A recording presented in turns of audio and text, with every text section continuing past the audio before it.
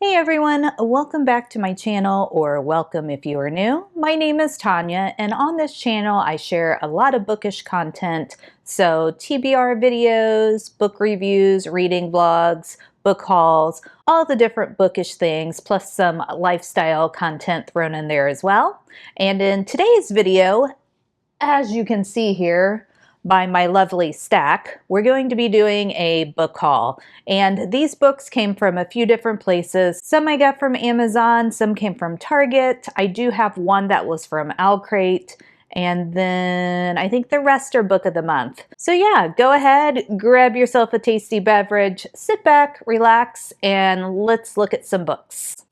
All right, so first up, we have Golden Sun by Pierce Brown, and this is the second book in the Red Rising series. I've recently finished Red Rising, which is the first book in the series, and I absolutely loved it. It was a 5-star read for me, so this is just the continuation of that story. And I won't read you the synopsis of this one because I don't want to spoil anything, but I will tell you a little bit about Red Rising. It's a sci-fi dystopian setting, and Earth has kind of evolved into, we have went out and ventured to other planets. There are people living on Mars now, and Darrow, who is our male main character in the book, he thinks that he is mining on Mars to be able to make it safe for other humans to come from Earth and occupy the planet. And as the story progresses, he learns that things are not as they seemed. In this particular world, you are ranked by color. So red is the lowest color that there is, and that is what Darrow is. Kind of bottom of the food chain, worst jobs, you know, all that sort of thing. And golds are the highest, so they tend to be the wealthiest and, you know, the people who have the most.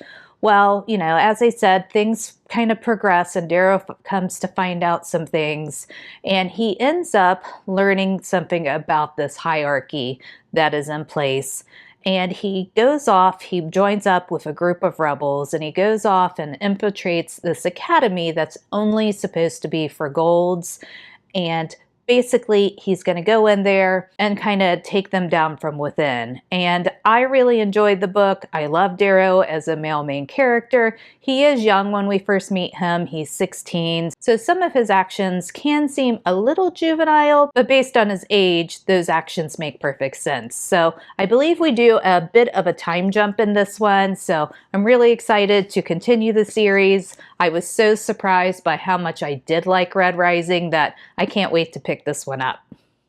Then these next few books I got at Target. And the first one is Fury Bound by Sable Sorensen. And this is the sequel to Direwolf, which I have not read yet, but I do own. And I wanted to go ahead and pick up this edition from Target for the sequel. I'm pretty confident I'm going to like Direbound, so I don't feel bad about buying the sequel before I read the first book, but this edition is beautiful. Here's what the front cover looks like. And the sprayed edges. And there's the back. And then here are the end pages.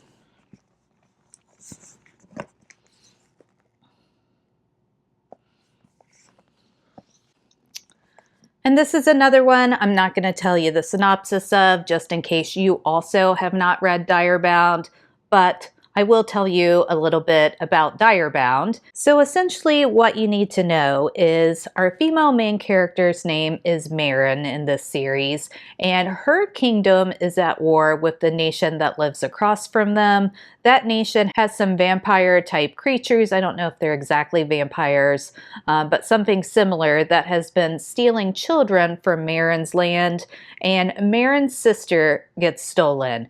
And all she wants to do is get herself into the army, get on the front lines, and try to go and find her sister. Well, in the army, once you join, there's kind of two paths. There's soldiers that immediately go to the front line, and then there's soldiers that end up bonding with an animal companion, and then they have to go through some extra trials and training.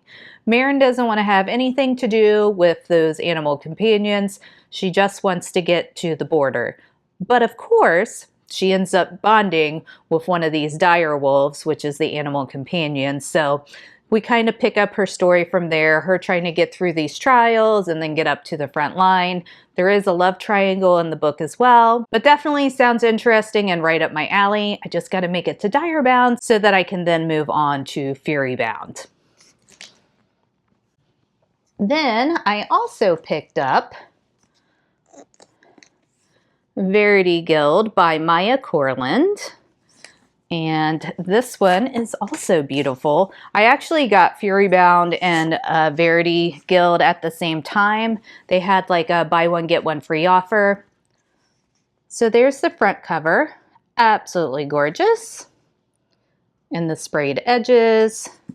And then it has a really cool diagram of a structure on the end pages here.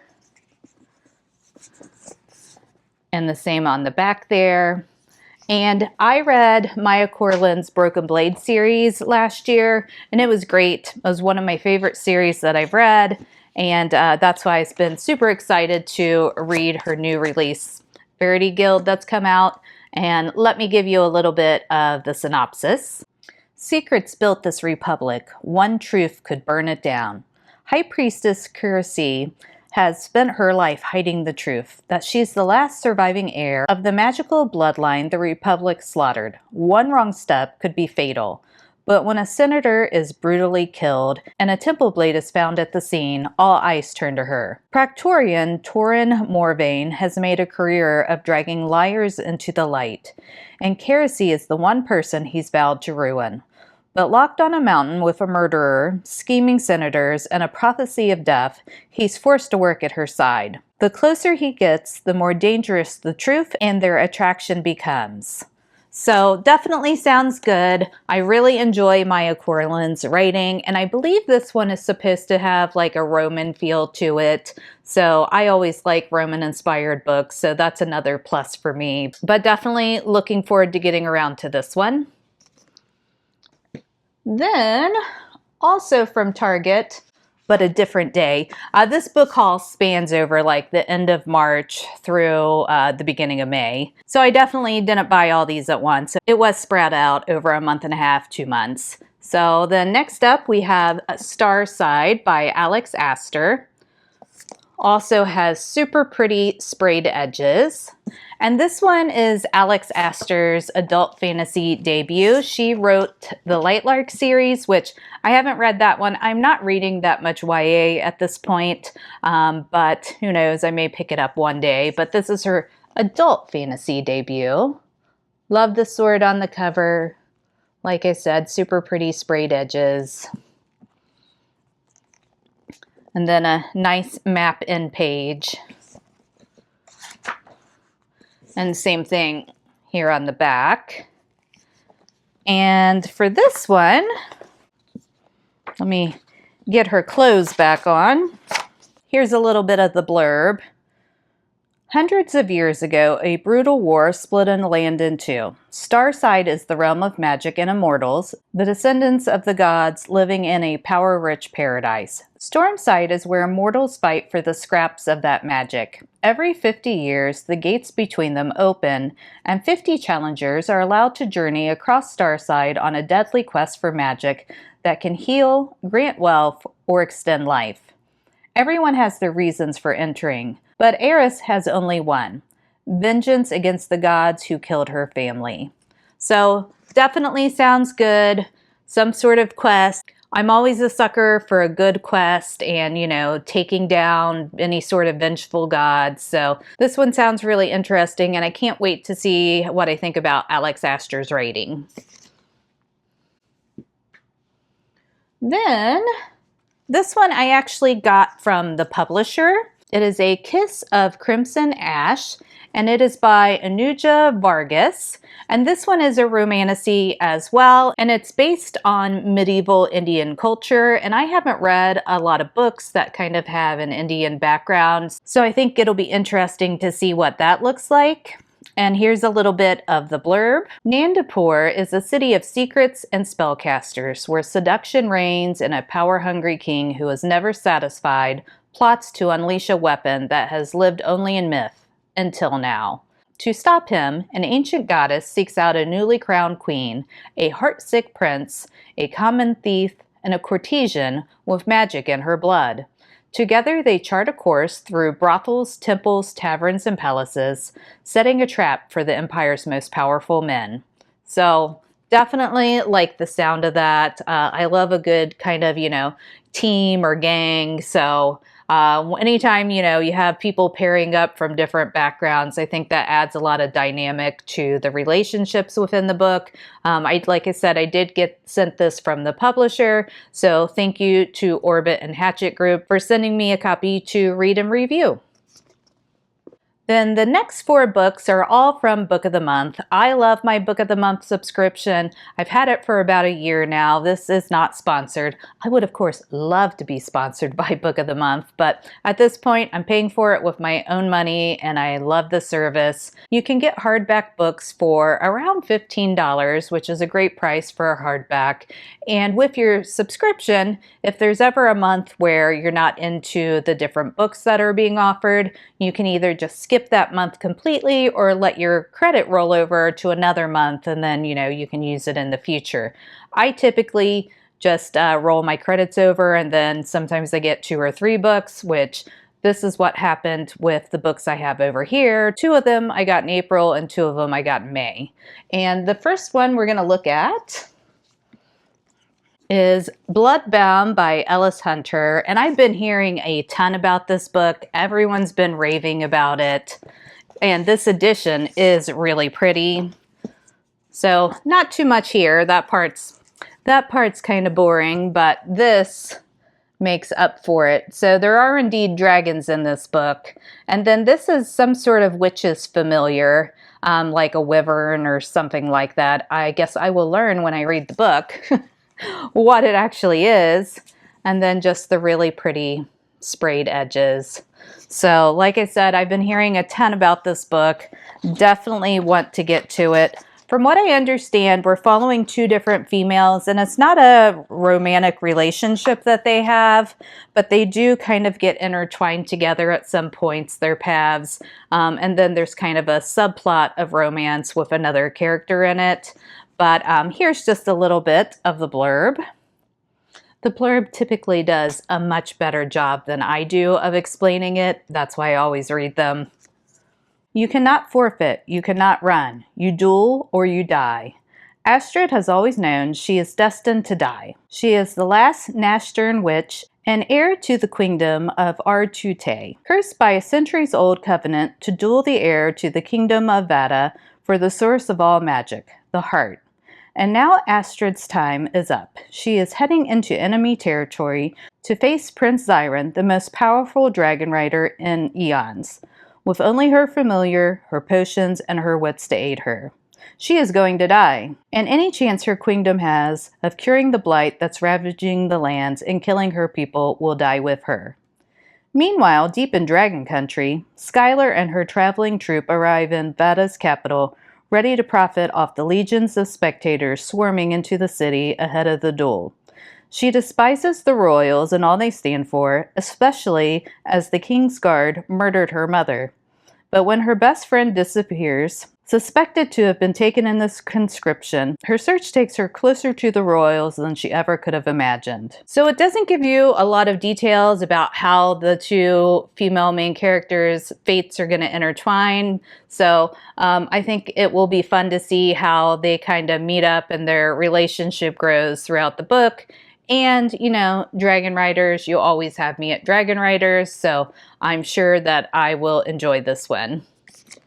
Then I also got This Kingdom Will Not Kill Me by Ilona Andrews.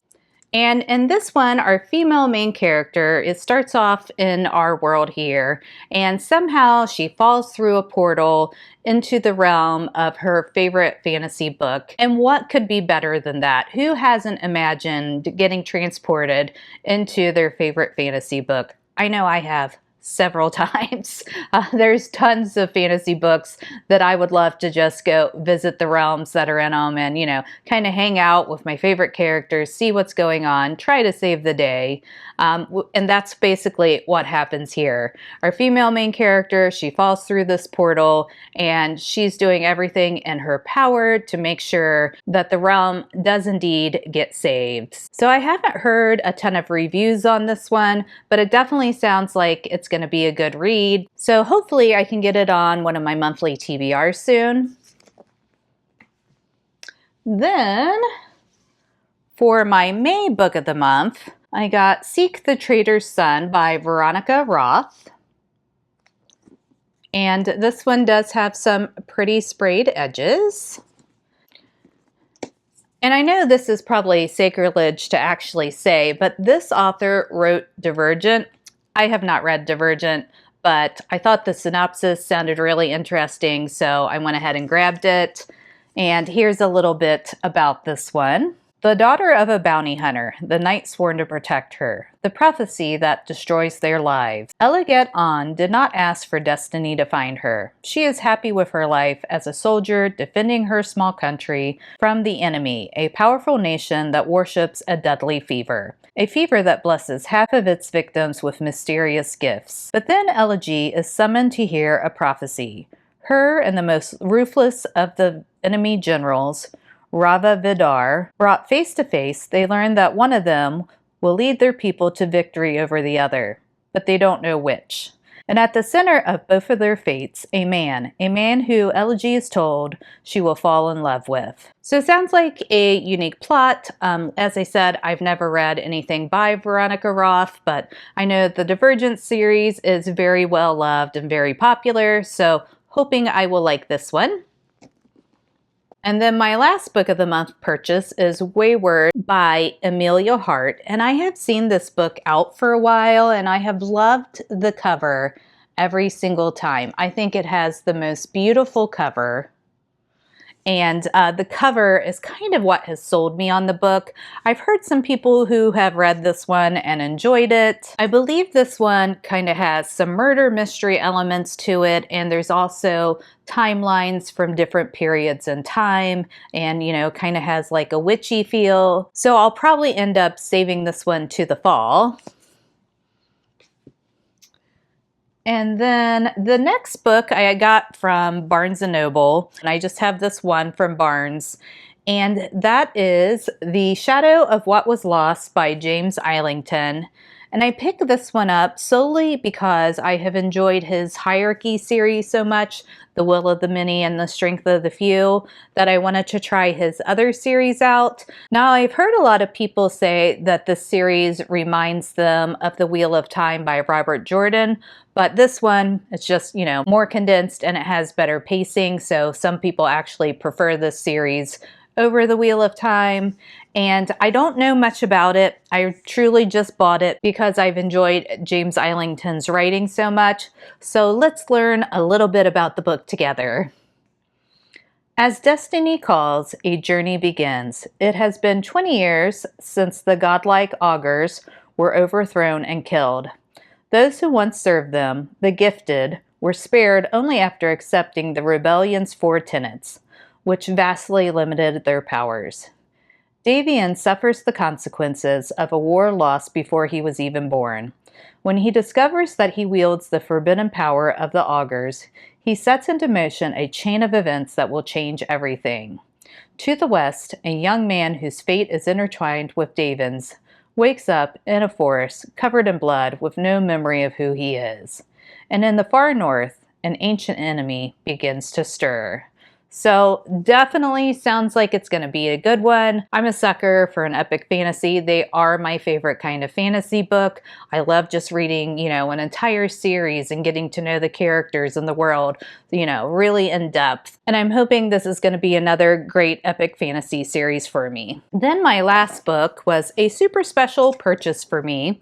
I actually got it from Owlcrate, and I don't have any sort of subscriptions other than Book of the Month, so I don't have any Fairy Loot or Owlcrate subscriptions, but I saw this book and I had to have it. So let me get it out here for you. Now, last December, I had gotten an arc of The Poet Empress, and it was such an amazing read. So much emotion, so much turmoil, so much sadness that took place in there, but all with an underlying feeling of hope. It was just a really, really great read in a tragic, heartbreaking sort of way at times, but just such beautiful writing that it was one of my favorite books that I read last year. And here is the Owl Crate copy. So there is the front. And just some kind of sparkly red foiled sprayed edges there. And there is the back. And it gets better. So the reverse side of the dust jacket is absolutely amazing with this dragon on there. And then here is the front cover. So beautiful and amazing. The Poet Empress is an Asian-inspired book. It is a standalone fantasy. And here's the back end page. Just such a beautiful edition for such a beautifully written book. In this book, we are following a young woman named Wei, and she comes from a very poor village, and she decides that her way to change her lot in life and her family and her village's lot in life is she's going to become a concubine to one of the princes of the realm. And this prince that she becomes a concubine for, he is not kind. He is an evil, evil person. And as the story goes on, we learn the depths that his cruelness actually takes.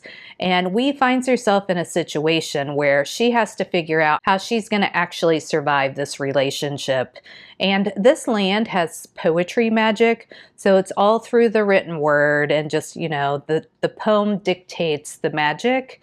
And women and people of lower class aren't allowed to have this magic, but Wei realizes she needs to learn it if she's actually going to survive. So throughout the book, we're going through all the terrible, horrible, torturous things that Wei has to go through while learning how this prince actually ended up the way he is. And Wei having to shoulder this burden and figure out a way she can survive and how she can, in the end, still help her country and her family and her village. And it's a really great read. You will 100% want to check out the trigger warnings because there are some dark, dark topics that happen in this book. But the writing is very lyrical. You really get the sense of dread and foreboding that Wei has to live with on a daily basis. And you also kind of get some different perspectives on this prince who is so terrible and kind of how he ended up the way he is. And I would recommend you read this book. Just make sure you're in the proper headspace to do it. And I just love this edition, and I can't wait to display it on my shelves. And that's going to be it for today's video. This is a bigger book haul than I typically have, but I have, as I said, been stocking this one up for a little while. So that's why it's a little bigger than my typical hauls, but I hope you enjoyed hanging out with me and taking a look at the books that I've picked up. Let me know down in the comments a book you've recently picked up, or if you're planning on reading any of these books that I showed you today. I hope you have an amazing rest of your week. Take care, keep reading, and I'll catch you in my next video. Bye!